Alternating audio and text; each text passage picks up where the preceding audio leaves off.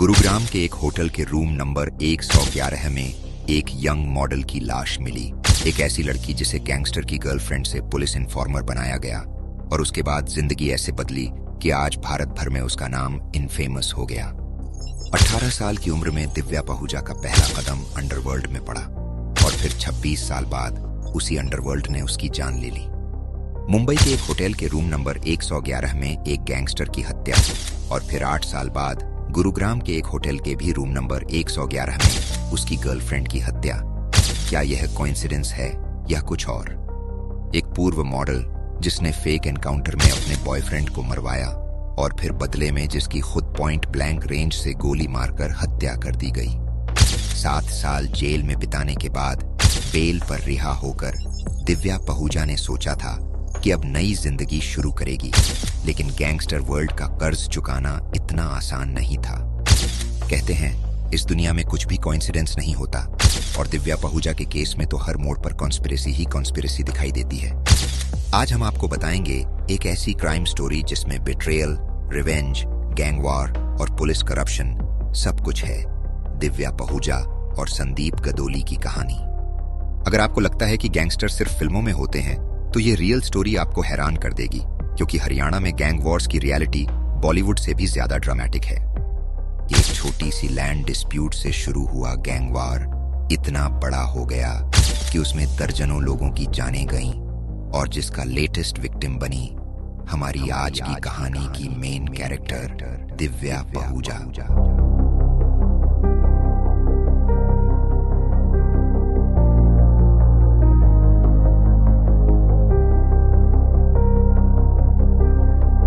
न्याय the justice पर आपका स्वागत है, जहां हम ऐसे केसेस लाते हैं जो समाज की असली तस्वीर दिखाते हैं। आज की कहानी 2014 से शुरू होकर 2024 तक फैली हुई है और हरियाणा के गुरुग्राम से लेकर मुंबई तक इसके तार जुड़े हैं। ये सिर्फ एक क्राइम स्टोरी नहीं है, बल्कि एक वार्निंग भी है कि कैसे पुलिस, क्रिमिनल्स और युवा महिलाओं के बीच का डेंजरस ट्रायंगल किसी की भी जिंदगी बर्बाद कर सकता है। दिव्या पहूजा एक महत्वाकांक्षी मॉडल थी जिसकी लाइफ की शुरुआत बिल्कुल नॉर्मल थी। गुरुग्राम के एक मिडिल क्लास परिवार से आने वाली दिव्या को मॉडलिंग के फील्ड में जाना था, लेकिन जिंदगी ने उसे गैंगस्टर्स की दुनिया में धकेल दिया। दिव्या के पिता करण पहूजा एक प्रॉपर्टी डीलर थे और परिवार की फाइनेंशियल कंडीशन स्टेबल थी, लेकिन दिव्या अपनी ग्लैमरस लाइफस्टाइल के लिए अतिरिक्त पैसे चाहती थी। उसकी मां सोनिया पहूजा के पुलिस कनेक्शंस थे, जिन्होंने बाद में इस पूरे केस में एक क्रिटिकल रोल निभाया। जब दिव्या 18 साल की थी तब उसकी मुलाकात मनोज गुज्जर से हुई, जो बिंदर गुज्जर का भाई था, एक नोटोरियस गैंगस्टर जिसका गुरुग्राम में दबदबा था। दिव्या और मनोज की दोस्ती प्रेम संबंध में बदल गई और इसी के जरिए वह गुरुग्राम के अंडरवर्ल्ड से जुड़ गई। बिंदर गुज्जर और संदीप गदोली दो ऐसे राइवल गैंगस्टर्स थे जिनके बीच एक लंबा गैंग वार चल रहा था, जिसकी शुरुआत एक छोटे से लैंड डिस्प्यूट से हुई थी। गरौली गांव में महज 200 स्क्वायर मीटर्स की जमीन से शुरू हुआ यह विवाद इतना बड़ा हो गया कि दोनों गैंग्स के बीच दर्जनों हत्याएं हो चुकी थीं। बिंदर गुज्जर ने गदोली के खात्मे के लिए एक सिनिस्टर प्लान बनाया, जिसमें दिव्या पहूजा को हनी ट्रैप के तौर पर इस्तेमाल किया जाना था। दिव्या को यह टास्क दिया गया कि वह संदीप गदोली के करीब जाए और उसके बारे में इंटेलिजेंस गैदर करे ताकि उसे एलिमिनेट किया जा सके। 2015 के अंत तक दिव्या ने संदीप गदोली के साथ रिलेशनशिप एस्टैब्लिश कर लिया था और वह उसकी गर्लफ्रेंड बन चुकी थी। गदोली, जिसके सिर पर 50 लाख रुपए का इनाम था, मुंबई में छिपने का फैसला किया और दिव्या उसके साथ गई। दिव्या सोशल मीडिया पर अपनी और गदोली की तस्वीरें पोस्ट कर रही थी और अपनी मां सोनिया को उनके लोकेशन के बारे में रेगुलर अपडेट्स दे रही थी, जो बाद में हरियाणा पुलिस को पास किए जा रहे थे। 6 फरवरी 2016 का दिन, जब मुंबई में संदीप गदोली के जीवन का आखिरी दिन साबित होना था। हरियाणा पुलिस की एक टीम, जिसमें 5 ऑफिसर्स थे, मुंबई के अंधेरी एरिया में एयरपोर्ट मेट्रो होटल पहुंची, जहां गदोली और दिव्या ठहरे हुए थे। अधिकारियों ने बिना मुंबई पुलिस को इन्फॉर्म किए ऑपरेशन लॉन्च किया, जो लीगल प्रोसीजर का डायरेक्ट वायोलेशन था। सुबह 11 बजे पुलिस टीम ने होटल के कमरा नंबर 111 में एंट्री की, जहां गदोली और दिव्या मौजूद थे। हरियाणा पुलिस का दावा था कि गदोली ने उन पर फायरिंग की थी और वे सेल्फ डिफेंस में जवाबी फायरिंग करने पर मजबूर हुए, जिसमें गदोली की मौत हो गई।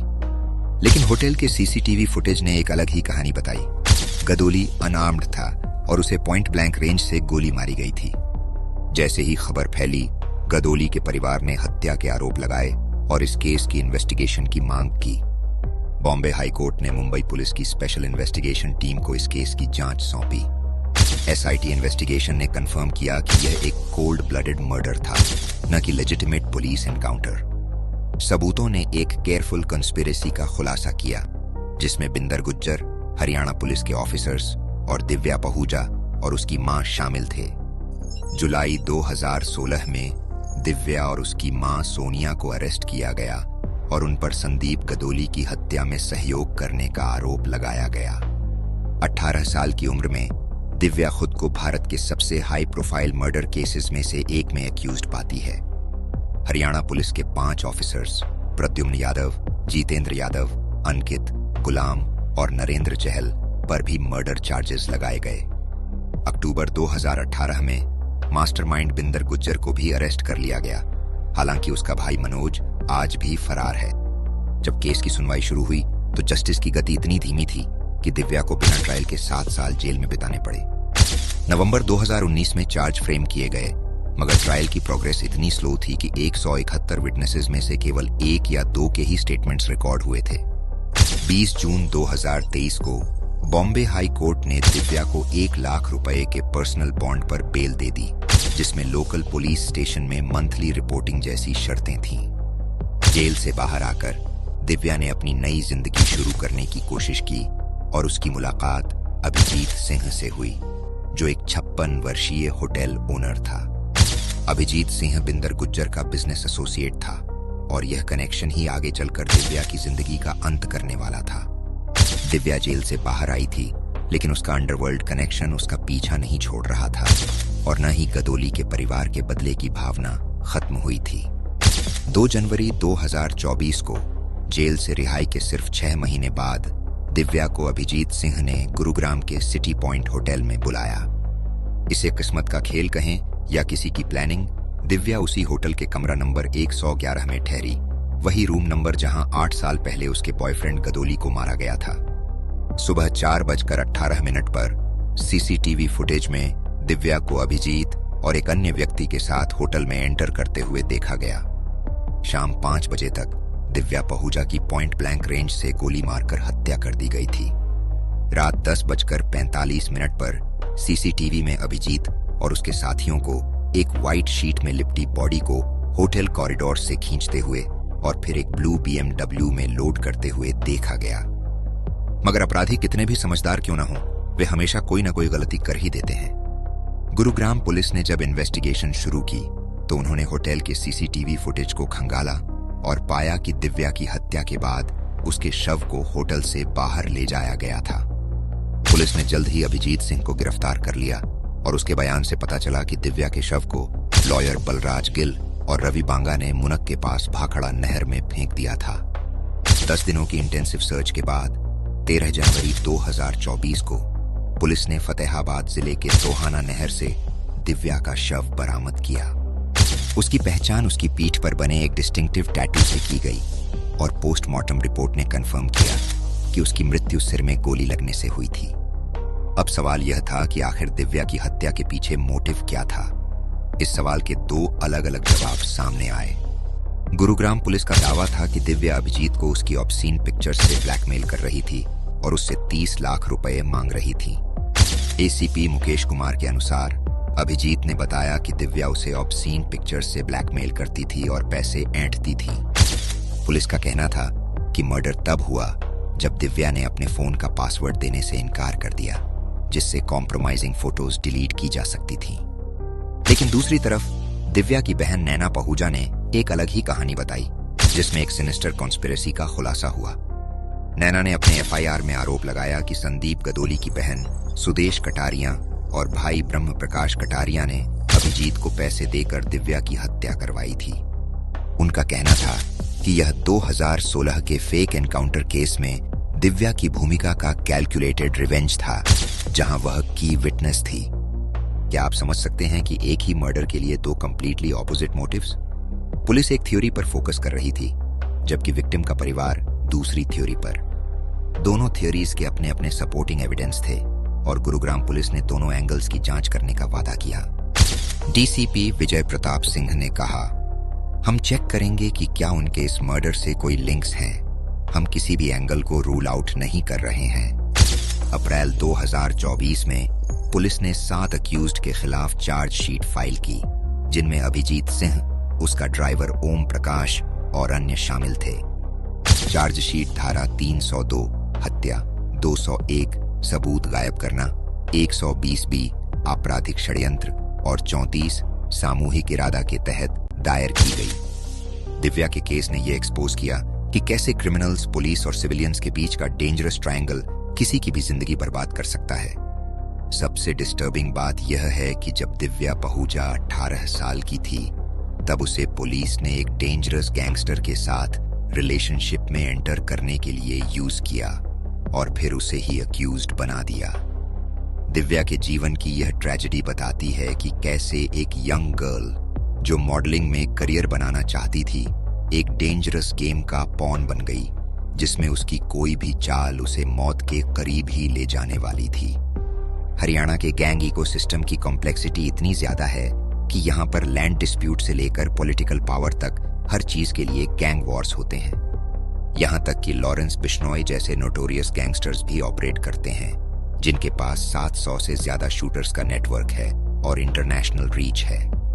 हरियाणा एसटीएफ ने पिछले कुछ सालों में 1997 अक्यूज्ड अरेस्ट किए हैं, जिनमें 542 मोस्ट वांटेड क्रिमिनल्स और 256 गैंगस्टर्स शामिल हैं। लेकिन इन गिरफ्तारियों के बावजूद गैंग वायलेंस कम होने का नाम नहीं ले रहा है, क्योंकि इसकी जड़ें बहुत गहरी हैं।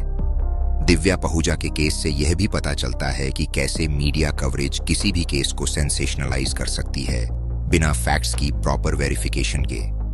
दिव्या के मर्डर केस में मीडिया आउटलेट्स ने ब्लैकमेल थ्योरी को ही फोकस किया, जबकि रिवेंज एंगल को ज्यादा एक्सप्लोर नहीं किया। क्या आप जानते हैं कि इस केस ने लीगल और जुडिशियल सिस्टम्स की भी कई वीकनेसेस एक्सपोज की हैं? दिव्या पहूजा 7 साल तक बिना ट्रायल के जेल में रही, जो कॉन्स्टिट्यूशनल प्रोटेक्शंस का डायरेक्ट वायोलेशन है, और even after her bail justice system उसे प्रोटेक्ट नहीं कर पाया। एक केस जिसमें 171 विटनेसेस थे, उसमें 7 साल में केवल 1 या 2 विटनेसेस के ही स्टेटमेंट्स रिकॉर्ड हुए थे। हमारे जस्टिस सिस्टम की यह रियलिटी है। दिव्या पहूजा की जिंदगी एक ट्रैजिक रिमाइंडर है कि कैसे क्रिमिनल जस्टिस सिस्टम में फंसे यंग इंडिविजुअल्स अक्सर विक्टिम्स से परपिट्रेटर्स और फिर से विक्टिम्स बन जाते हैं। दोस्तों, ये केस हमें कई चीजें सिखाता है। सबसे पहले, पुलिस ऑपरेशंस में सिविलियंस का यूज कितना डेंजरस हो सकता है, खासकर जब उन्हें प्रॉपर प्रोटेक्शन न दी जाए। दूसरी बात, हरियाणा और उत्तर भारत के कई राज्यों में गैंग कल्चर कितना डीप रूटेड है और कैसे छोटे छोटे विवाद डेडली गैंग वॉर्स में बदल जाते हैं। तीसरी बात, जस्टिस सिस्टम की डिलेज कैसे विक्टिम्स और अक्यूज्ड दोनों के ह्यूमन राइट्स का वायोलेशन करती हैं। और आखिरी बात, रिवेंज और बिट्रेयल के इमोशंस कितने पावरफुल हो सकते हैं कि वे एक पूरी कॉन्स्पिरेसी को 8 साल तक जिंदा रख सकते हैं। दिव्या पहूजा की कहानी में हर कोई विलन है और हर कोई विक्टिम भी। एक ऐसी मॉरली कॉम्प्लेक्स स्टोरी जहां क्लियर कट हीरोज और विलन्स डिफाइन करना मुश्किल है। यह था न्याय द जस्टिस का आज का एपिसोड। क्या आपको लगता है कि दिव्या की हत्या के पीछे ब्लैकमेल था या रिवेंज? कमेंट्स में अपनी राय जरूर बताइए। और अगर आप ऐसी ही रोचक और चौंकाने वाली रियल क्राइम स्टोरीज देखना चाहते हैं तो हमारे चैनल को सब्सक्राइब करना न भूलें।